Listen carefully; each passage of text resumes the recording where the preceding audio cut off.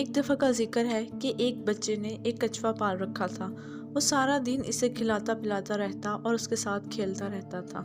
سردیوں کی ایک شام کو بچے نے اپنے کچھوے کے ساتھ کھیلنا چاہا، مگر کچھوا سردی سے بچنے اور اپنے آپ کو گرم رکھنے کے لیے اپنے خول میں چھپا ہوا تھا۔ بچے نے کچھوے کو خول سے نکالنے کی بڑی کوشش کی، مگر بے سود۔ غصے میں آ کر اس نے ڈنڈا اٹھایا اور کچھوے کی پٹائی کرنا شروع کر دی، مگر پھر بھی کوئی نتیجہ نہ نکلا۔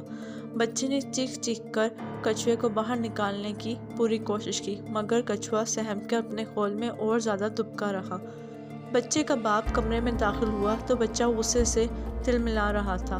باپ نے بچے سے پوچھا، بیٹا کیا بات ہے؟ بچے نے اپنا اور کچھوے کا سارا قصہ باپ کو سنایا۔ باپ نے مسکراتے ہوئے بچے کا ہاتھ تھاما اور بولا، اسے چھوڑو، آؤ میرے ساتھ۔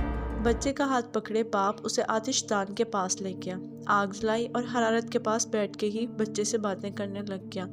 تھوڑی ہی دیر گزری تھی کہ کچھوا بھی حرارت لینے کے لیے آہستہ آہستہ ان کے پاس آ گیا۔ باپ نے مسکرا کے بچے کی طرف دیکھا جو کچھوے کو دیکھ کے خوش ہو رہا تھا۔ باپ نے بچے کو مخاطب کرتے ہوئے کہا، بیٹے، انسان بھی کچھوے کی طرح ہی ہوتے ہیں۔ اگر تم چاہتے ہو کہ وہ اپنے خول اتار کر تمہارے ساتھ کھلے دل سے ملیں تو انہیں اپنی محبت کی حرارت پہنچایا کرو، نہ کہ انہیں ڈنڈے کے زور پر یا اپنا حکم چلا کے۔ پرکشش اور جادوئی شخصیت والے لوگوں کے پوشیدہ رازوں میں سے ایک راز یہ بھی ہے کہ وہ زندگی میں لوگوں کو اپنی محبت کی حدت اور اپنے جذبات کی گرمی پہنچا کر انہیں اپنا گرویدہ بناتے ہیں۔